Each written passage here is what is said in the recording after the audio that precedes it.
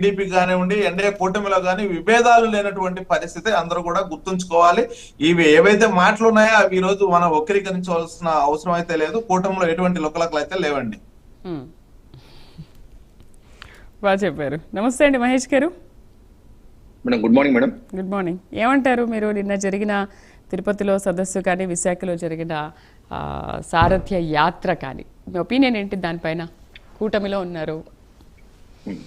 Madam ముందుగా నాకు అవకాశం ఇచ్చిన ప్రైమ్ యాజమాన్యానికి, అలాగే మీకు ప్యానల్ ఉన్నటువంటి ఇతర పార్టీ నాయకులందరికీ కూడా శుభోదయం తెలియజేసుకుంటూ, మేడం ఏదైతే ఈరోజు బీజేపీ వాళ్ళ ప్రోగ్రామ్స్ డెఫినెట్లీ ఏ పొలిటికల్ పార్టీ అయినా కానీ వాళ్ళని స్ట్రెంథన్ చేసుకోవడం కోసం వాళ్ళు డిఫరెంట్ మీటింగ్స్ అనేది వాళ్ళు ప్లాన్ చేసుకుంటూ ఉంటారు.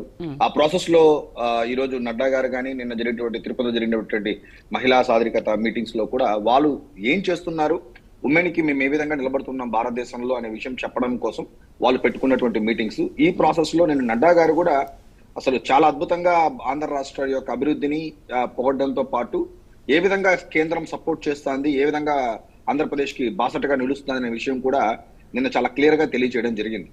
సో నేను ఎలా చూస్తానంటే మేడం, ఈ రోజు నేనైతే మాత్రం యాజ్ ఇండివిజువల్ బీజేపీ పార్టీని ఈ రోజు మనం ఎలా చూడాల్సి వస్తుందంటే, ఎన్డీఏ అలయన్స్ ఎలా చూడాల్సి వస్తుందంటే, ఇది ఏదో జస్ట్ మన యొక్క ఆంధ్ర రాష్ట్రం కోసం మాత్రమే ఈ యొక్క ఎన్డీఏ అనేది కాకుండా ఈరోజు ఎంటైర్ భారతదేశానికి 2047 వికసిత్ భారత్ కానీ, లేకపోతే ఆంధ్ర రాష్ట్రంలో వికసిత్ ఆంధ్రప్రదేశ్ అనే ఒక పాయింట్స్ ఏదైతే తీసుకెళ్తున్నారో, లేకపోతే మనం ఈరోజు అమెరికా కానీ లేకపోతే చైనా వాళ్ళతో ఎలా అయితే మనం యొక్క ట్రిలియన్ ఎకానమీని రీచ్ అవ్వాలనే ప్రాసెస్ లో ఏదైతే పెడుతున్నామో, డెఫినెట్లీ ఈ రోజు మనం భారతదేశంలో చాలా మంది బీజేపీ గొప్ప నాయకులు అయినటువంటి నడ్డా గారు కానీ, మోడీ గారు కానీ, అమిత్ షా గారు కానీ, భవిష్యత్తులో వచ్చే యోగి ఆదిత్యనాథ్ కానీ, వీళ్ళందరూ కూడా డెఫినెట్ గా మనం నిలబడాల్సిన బాధ్యత అయితే మన మీద ఎంతైనా ఉంది.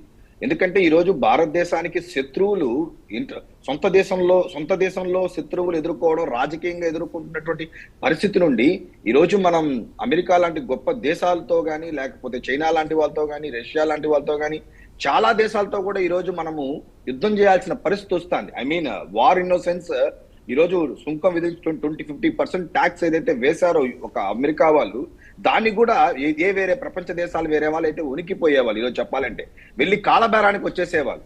కానీ ఈ రోజు మనం భారతదేశం యొక్క గొప్పతనం ఏంట్రా అంటే, ఈ రోజు వాళ్ళతో కూడా మనం ఏ మాత్రం లాలూచి పడకుండా ఈక్వల్ గా మనం వాళ్ళతో ఈరోజు ఫైట్ చేస్తున్నామంటే, ఇట్స్ ఆల్ అబౌట్ ఈ రోజు ఇక్కడ ఎన్డీఏ ఎంత బలంగా ఉంది అనే విషయం ప్రపంచ దేశాలకు కూడా తెలియచేస్తున్నారు. కాబట్టి ఎవరు కూడా మన మీద చూడడానికి కానీ, మన మీద దాడి చేయడానికి కానీ సిద్ధంగా లేరు.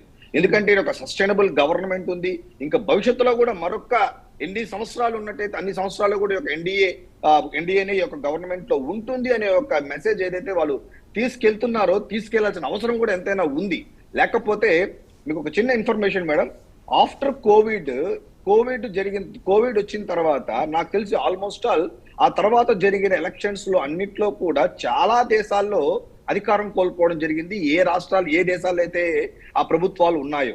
కానీ ఒక భారతదేశంలో మాత్రమే కోవిడ్ తర్వాత కూడా నిలబడిన గవర్నమెంట్ మన యొక్క ఈ యొక్క ఎన్డీఏ గవర్నమెంట్ అని మనం తెలియజేసుకుంటాం. ఈవెన్ చాలా టఫ్ టైమ్స్ వాళ్ళకి చెప్పాలన్నట్టయితే ఆ రోజు బీహార్ కానీ, లేకపోతే ఆంధ్రప్రదేశ్ లో ముఖ్యంగా తెలుగుదేశం జనసేన ఏదైతే అప్పటి వరకు జనసేన బీజేపీ మాత్రమే అలయన్స్ ఉంది, తెలుగుదేశంలో లేదు, తెలుగుదేశం వాళ్ళ అలయన్స్ లో లేరు. బట్ ఆ రోజు ఉన్నటువంటి స్టేట్ ఒక సిచ్యువేషన్ ని ఇలాంటి వైసీపీ నుంచి మనం గట్టెక్కాలి అన్నట్టయితే ఖచ్చితంగా బీజేపీ ఉండాలి దీంట్లో. అప్పుడే మనకు పర్ఫెక్ట్ రోడ్ మ్యాప్ వస్తుంది, ఏపీకి హెల్ప్ అవుతుంది అనే పాయింట్ లో ఆ రోజు వితౌట్ బీజేపీ యొక్క కన్సర్న్ తీసుకోక ముందునే కళ్యాణ్ గారు జనసేన పార్టీ అధినేత పొత్తు ప్రకటించిన తర్వాత తిరిగి మళ్ళా వాళ్ళని కన్విన్స్ చేసుకొని ఈ రోజు రావడం అనేది, ఈ రోజు వైజాగ్ స్టీల్ ప్లాంట్ కానీ, అమరావతి డెవలప్మెంట్స్ కానీ, ఈ రోజు మెడికల్ కాలేజెస్ కానీ, ఒక పంచాయతీ శాఖలో నిధులు కానీ, ఈ రోజు కేంద్రం ఈ రోజు పూర్తిగా మనకు సపోర్ట్ ఉండబట్టే ఈ రోజు ఆంధ్ర రాష్ట్రం ఒక అడుగు ముందుకెళ్తాంది. ఈ రోజు మనం జిఎస్డిపిలో కూడా ఒక బెటర్ పర్ఫార్మెన్స్ తీసుకుంటున్నాము, జిఎస్టి కలెక్షన్స్ తీసుకుంటున్నామంటే ఈ రోజు మనం కొంత బియాండ్ పొలిటికల్ యాంగిల్లో నుంచి చూడాల్సిన అవసరం ఎంతైనా ఉంది.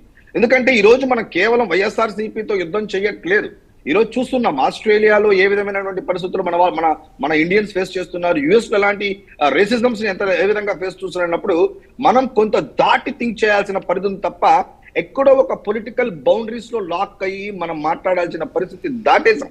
ఎందుకంటే ఈ రోజు కులం మతం దాటి ఈ రోజు ప్రాంతం దేశం అనే స్టేజ్కి వెళ్లాల్సిన అవసరం ఎంతైనా ఉంది. ఈ రోజు మనం చాలా క్లాసిక్ ఎగ్జాంపుల్స్ చూస్తున్నాం చెప్పాలంటే. మొన్నటికి మొన్న మనకు యుఎస్ వాళ్ళు ఇచ్చినట్టు థ్రెట్ ఇంకొక దేశానికి ఇచ్చుంటే ఈ రోజు భారతదేశం ఇంకొక దేశం ఎలా అయిపోయిందో చూసుంటాం. బట్ మనం నిలబడుతున్నామంటే జస్ట్ బికాస్ ఆఫ్ ఈ రోజు యొక్క ఎన్డీఏ భారతదేశంలో బలంగా ఉంది అనే ఒక మెసేజ్ ప్రపంచ దేశాలకి మనం తెలియచేస్తున్నాం. కాబట్టి ప్రపంచ దేశాలు కూడా తగ్గుతున్న విషయం కూడా మనం తగ్గుతున్న వాళ్ళు కూడా ఒక అడుగు వెనక్కేస్తున్నారు. వీళ్ళు ఎందుకు అనవసరంగా వీళ్ళు చాలా కొలైడ్ గా ఉన్నారు, చాలా జాగ్రత్తగా ఉన్నారు. సో ఈ ప్రాసెస్ లో వీళ్ళ మధ్య చిచ్చు పెట్టాలనే ప్రయత్నం డెఫినెట్లీ ఏ పొలిటికల్ పార్టీస్ అన్నా కానీ ఖచ్చితంగా చేస్తుంది, ఎందుకంటే ఒక అడ్వాంటేజ్ పొందాలని చెప్పి. బట్ మేము ఎలా చూస్తాము అంటే, ఎందుకంటే నేను నడ్డా గారు కానీ లేకపోతే చంద్రబాబు నాయుడు గారు కానీ పవన్ కళ్యాణ్ గారు కానీ వాళ్ళు ఏ డయాస్ లో ఉన్నా కానీ చాలా ఓపెన్ గా ఒకరికొకరు సహకరించుకుంటూ ఆ సపోర్ట్ తీసుకెళ్తున్నారన్న ప్రాసెస్ లో ఉన్నాం. రెండోది యాజ్ ఇండివిజువల్ గా బీజేపీ కూడా స్ట్రెంగ్ అవ్వాలని ప్రయత్నం వాళ్ళు ఖచ్చితంగా చేస్తారు. సో చేస్తారు. ఇప్పుడు నాకున్నటువంటి ఒక నాలెడ్జ్ ప్రకారం ఏంటంటే, ఒక ఇన్ఫర్మేషన్ ప్రకారం వాళ్ళు they got a more reach out. వాళ్ళకి ఈ రోజు ఒక మంచి రీచ్ అవుట్ అని ఎందుకు వస్తుందంటే, ఈ రోజు చూస్తున్నాం ఈ రోజు ఏదైతే ఈ రోజు కేంద్ర ప్రభుత్వం నాయకులు మాట్లాడుతున్నారో, జైశంకర్ గారు లాంటి వాళ్ళు కానీ, ఎందుకంటే ఈ రోజు కొంత యూత్ కూడా అబ్జర్వ్ చేస్తాంది ఎట్లా మన ఇండియా వాళ్ళు ఎలా డిఫెండ్ చేస్తున్నారని.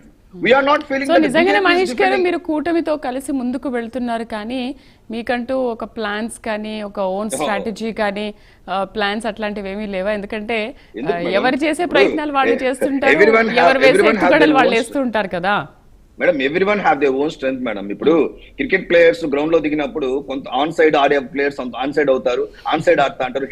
మాగా మిడాన్ లో ఆడే వాళ్ళు మిడాన్ లో ఆడుతుంటారు. కొన్ని ఏరియాస్ వేరే వాళ్ళు టచ్ చేయరు, టచ్ చేస్తే అక్కడ వాళ్ళు అవుట్ అయిపోతారనే ఉద్దేశంతో. కాబట్టి ఏంటంటే BJP have their own strength. వాళ్ళకి నాకు తెలిసి ఏంటంటే వాళ్ళకి ఏపీ మీద ఆలోచించి ఆ ఏపీలో పొలిటికల్ పార్టీ డెవలప్ అంత స్ట్రెంగ్త్ అవ్వాలనేది వాళ్ళు నేను అనుకోవడం ఏంటంటే, వాళ్ళు ఇంకొక చోట్ల ఎఫర్ట్ పెడితే they get more numbers than actually దీనికంటే కూడా. ఎందుకంటే వాళ్ళకి ఆల్రెడీ ఇప్పుడు వెరీ సింపుల్ మేడం, ఇప్పుడు బీహార్ ఇస్ దేర్. బీహార్ లో వాళ్ళకి ఆల్మోస్ట్ 80 సీట్స్ ఉన్నాయి. వాళ్ళకి అలయన్స్ ఉన్నప్పటికీ కూడా, అక్కడ జేడీయూ గవర్నమెంట్ ఉన్నప్పటికీ కూడా 80 సీట్స్ ఉన్నాయి. అంటే ఏంటంటే ఈసారి వాళ్ళు ఇంకొంచెం ఎక్కువ తీసుకొని దే గో ఫర్ 110, 120 కూడా వెళ్ళిపోతుంది. బట్ ఇక్కడ ఏంటంటే వాళ్ళకు ఉన్నటువంటి స్ట్రెంగ్త్ ని బేస్ చేసుకుని వాళ్ళు ఆడుతారు. ఎందుకంటే ఇక్కడ they have a strong alliance support like TDP more than Janasena is their loyal partner, no doubt about that. మీకు ఎలాగైతే మీకు చిస్వా ఐ థింక్